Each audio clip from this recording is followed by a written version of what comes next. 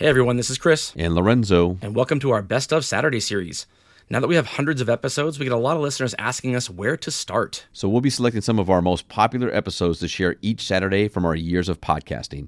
We hope you enjoy it. No role plays, just real.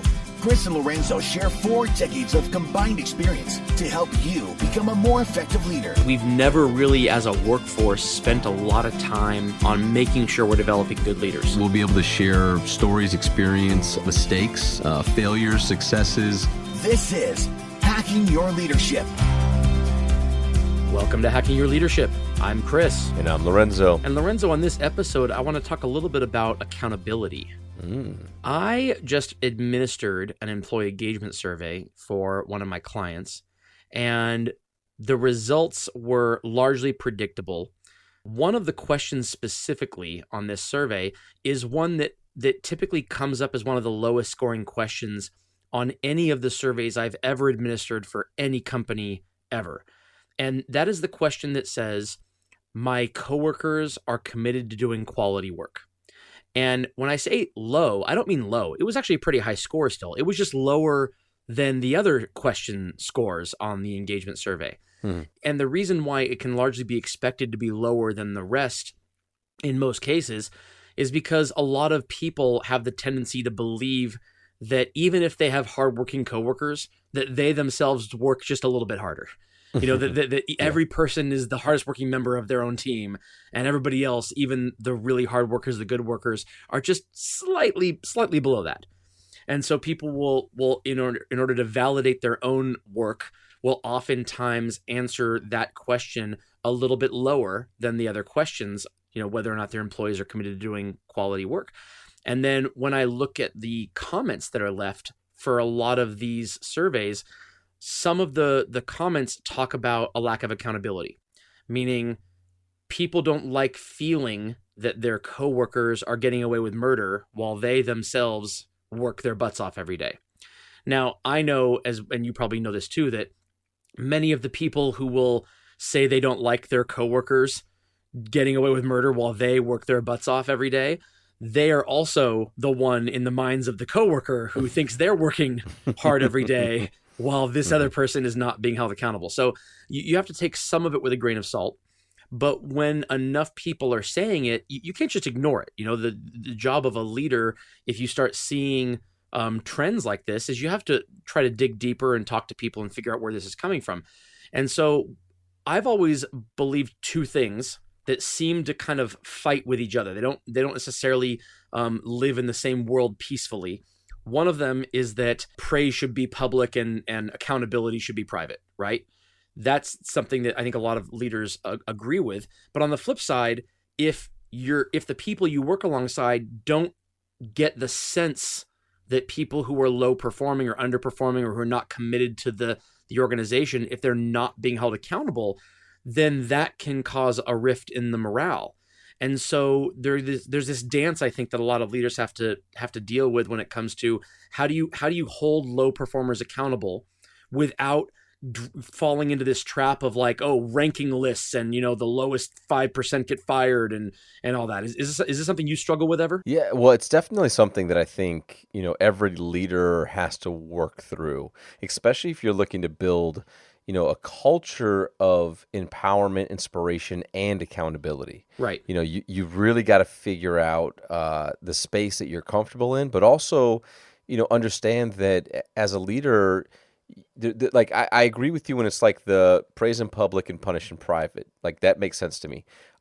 What I don't necessarily subscribe to is that you cannot, you know, necessarily like you're not allowed to punish in public or praise in private. Like you're actually allowed to do both. You just wouldn't do it to a specific person. So it's not like if you're going to talk about people needing to get better or, you know, team members needing to pull their weight or whatever the case is, and talk about that in a public forum, you don't want to necessarily target an individual, but talk in a larger idea. So I think that as a leader, as through my career, what I've learned to be able to kind of balance both and make sure that you have an environment where people feel good about the work that they do, but they also understand that there is dialogue that is happening and there are expectations for everybody. And maybe they never see it themselves, that the conversation that's being had with potentially an underperformer, in the specificity of what they're working on, there's a sense that they know that these things are happening. So like, I'll give you a great example. I have, in my career found times where sometimes you'll see a lack of engagement collectively with a team because of attendance. You'll see where there will be people that will call out. There will be, and it tends to happen as a leader going into a new team or a new business or something where you're trying to look to figure out how you can increase culture, build on what the foundation that's already there, and get people engaged in the work. And those attendance ones can be cycles too, because when it starts happening, it makes other people feel like I'm being left in a lurch here by myself. If they're not going to come in, why should I bother coming in? And it becomes really hard to put a stop in that cycle. Absolutely. So as an example in that situation, there's just been times where I would find myself in public talking to a team, whether that's in a quick meeting or while they're working together, and say, hey, everybody, I just want to say thank you, for coming in today and getting some work done. I know that we have some opportunity here in regards to attendance, and we have some people here that are not here when they're supposed to be here. So I know that you're pulling the extra weight, and I really, really appreciate that. And just trust me, like as a leader, and as we work through this, like I want people on this team that want to be here. And I will, I have a commitment to talk to people that may see this as something that, either they don't want to be on this team, they don't want to do this work, or they're not here when they're supposed to be here. But I just wanted to thank all of you for coming in and not just doing your job, but also carrying the weight of the rest of the team. So that in my mind is accountability, and that's public accountability. And I'm not talking about an individual. They may say in their brain, well, I know exactly who he's talking about, right? I can name them by name. But as a leader, I never said them by name. I just thanked them for them being there, made it a point to say that I appreciated it, but also let them know that we're going to have some dialogue with people. And I think that that's the type of thing where you can find some good balance, where then a team feels appreciated. They know that conversations are happening, even if they're not witnessing them themselves. Yeah, I agree with all of that. In fact, I do exactly what you just talked about. I also post an Excel spreadsheet showing how many times each person's called out sick. So I think that lends a little bit to it. No, I'm kidding. No. Yeah, kudos. Yeah. No, that's a really smart thing, because I think what you've done is you've acknowledged that, yes, there is an issue here, and that you know who it is, whether it's one person or 10 people. You know who those people are. There's no need to say their names out loud. And there's almost like a feeling of simpatico between you and the people who are there in that room, where it's like, yeah, I'm not naive to this. I know this is happening, and I know that this makes your job harder when it happens, and I appreciate it. I mean, I think it's a fantastic way to do it. Have you ever been in the middle of a one-on-one conversation with someone and had them bring up to you a feeling that people aren't being held accountable? When people mention that to you in one-on-ones, or when you're asking for feedback, whether it's a scheduled one or they want to just pull you aside and vent, how do you address that when it's one-on-one? No, absolutely. I think first and foremost, I say, hey, I would love to better understand what you mean. So like, I'm going to ask you for more, right? That's right. Number one.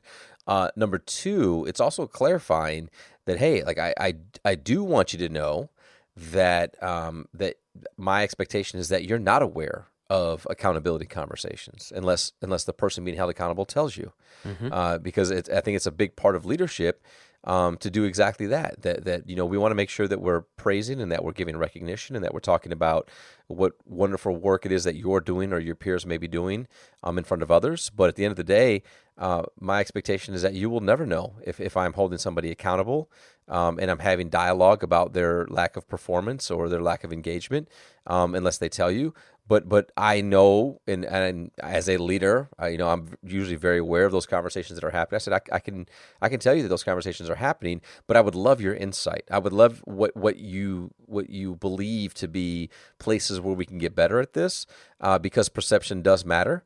And it's important for me to make sure that if you feel there's a need for us to get focused or to get better at this, I need to know if we are in fact doing some of that work. And if you bring up something that maybe we're not looking at or focused on, that I'm aware of it so we can dig a little bit deeper. So I'm typically responding with, please tell me more. But I'm also giving them some understanding that, like, I'm not going to tell you that, oh, no, we are, and here's who we talked to, and here's what we said. Like, that's never going to happen, because that's not, for us to do as leaders. Yeah, I heard a long time ago there's an adage that says if someone will gossip with you, they'll also gossip about you.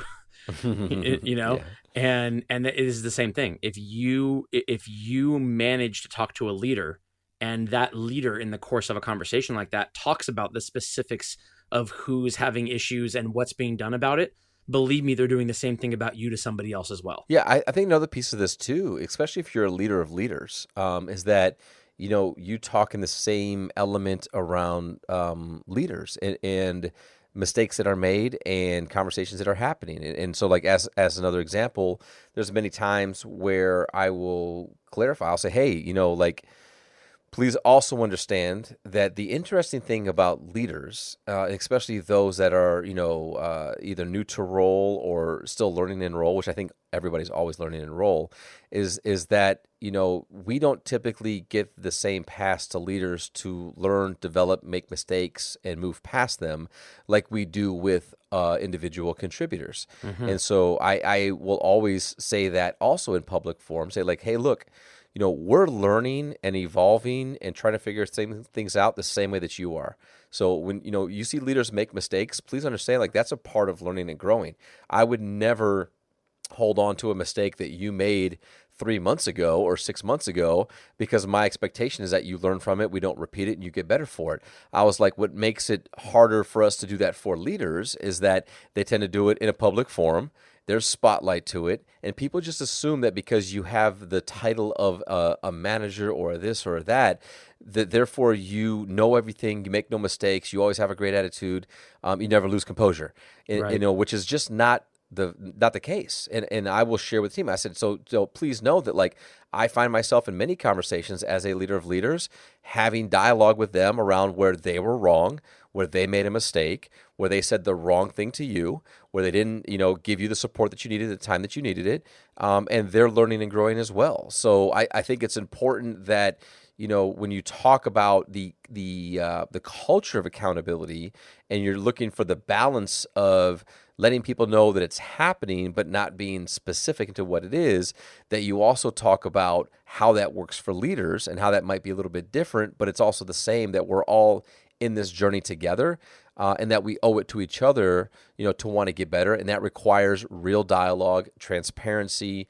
and accountability at all levels. And accountability doesn't mean you're getting written up or you're getting fired. Accountability simply means that we're finding, the balance, and that if mistakes are made, we're addressing them and we're getting better to not repeat them in the future. Yeah, well, I mean, if a leader really believes that accountability isn't getting written up or getting fired, but it's the collective action that we take in order to learn from our mistakes and get better.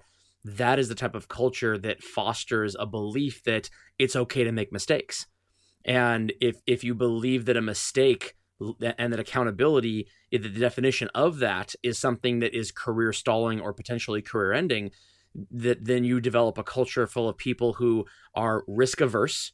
They're not going to make anything better. It'll be an easier team to lead, but you're never going to make any waves. You're going to make anything better or bigger. You're going to be mediocre, and you'll remain there. Yeah, I completely agree. And I think that it's like, again, that level of dialogue is extremely important, for when you're building culture amongst teams. I think it has to be a normalcy of what we talk about, and that we also look for opportunities to share, when as leaders we've been held accountable by our people.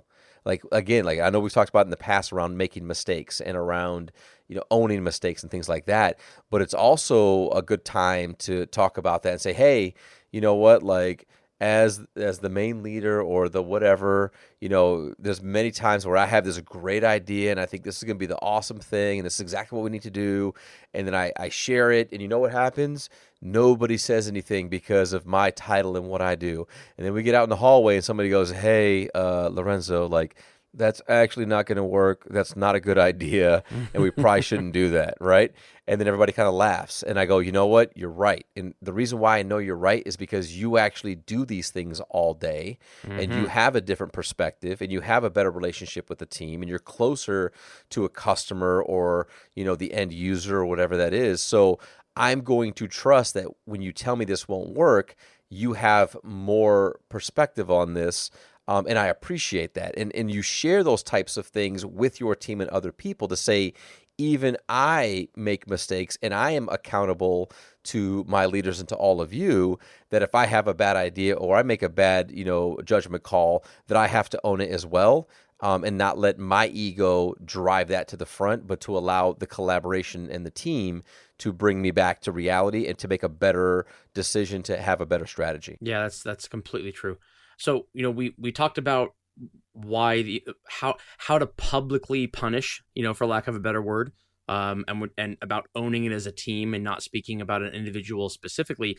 But that only works for so long. You can only say that so much. You still have to back it up with the action, because if you're going out and saying that every single day for weeks or months and nothing is changing, you will lose credibility in saying that, and you won't be able to even say that anymore. And so behind the scenes, you could be doing this publicly, but behind the scenes, you still have to hold people accountable and make that happen and make things better without making any individual feel like they're being called out or that they have the spotlight on them as the sole person that needs improvement.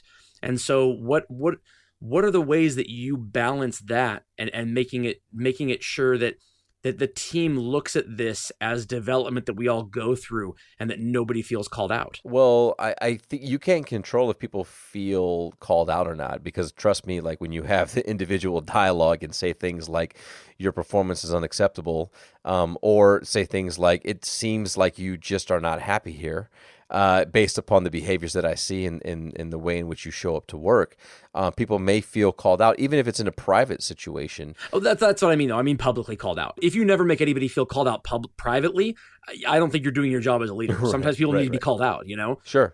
But publicly, I mean. Yeah, I mean, you're right. I've had situations where after having some of that public dialogue, somebody's pulled me aside and said, "Hey, it felt like you were talking about me," right?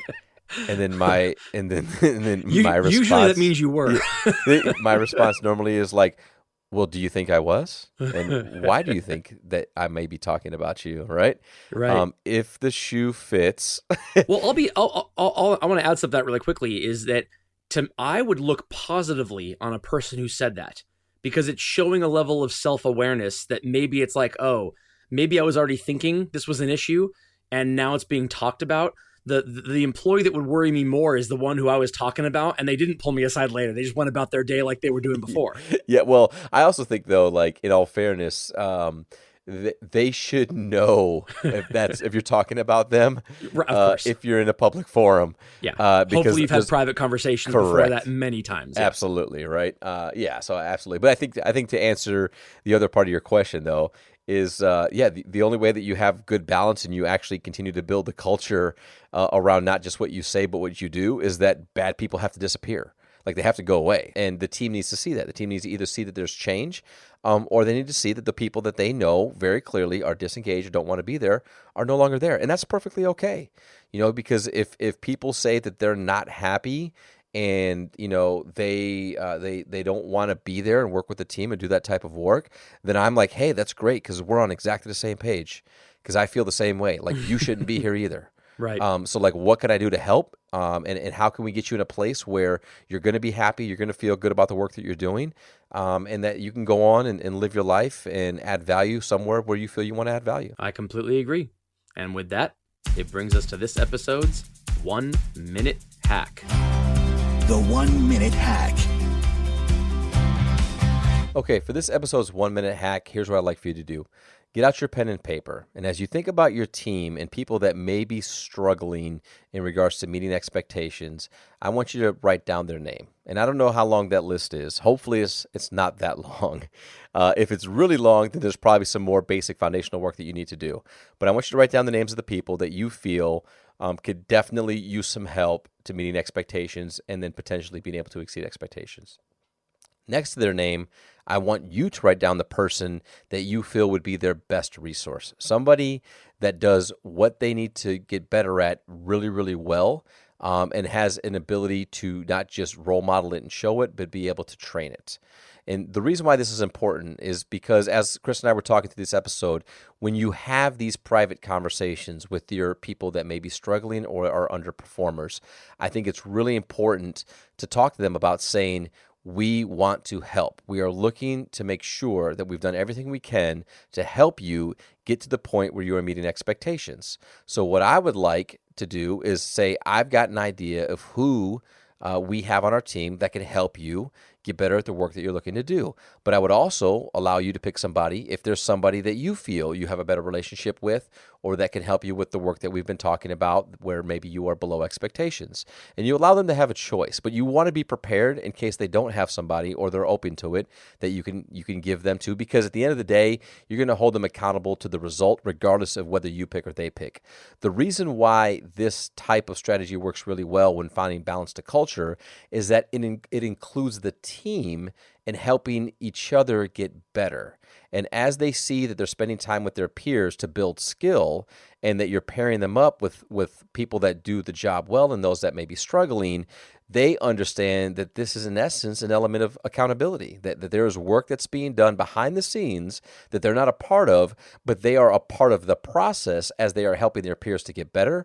And that really helps build culture and trust and teamwork. And it allows the team to see and understand that you are taking action to help those that may be struggling or underperformers to get better without ever having to say out loud in public that there's accountability that's happening for these individuals. I think it's a fantastic 1-minute hack. And I think if you're a leader and you're trying to figure out the best people to pair up with underperforming individuals, the most important element of who to pick should be the relationship that those two people have with each other. A person who feels like they're being performance managed, or that they have to be taught or trained how to do something, there's going to be a natural kind of feeling of a bruised ego when it comes to that. There's no way to avoid that. The best way to make it turn into something productive is to make it so the person you're pairing up with them is someone that not only knows the job well that you're trying to train, but is someone who is empathetic to that process, someone who understands that this person is probably struggling with this a little bit, and to not judge them for it, and to look at this process as something that is positive and part of development, and something that they themselves may have to go through in the future with somebody else. Yep, no, I completely agree. And with that, it brings us to the end of this episode. This is Hacking Your Leadership. I'm Lorenzo. And I'm Chris. And we'll talk to you all next time.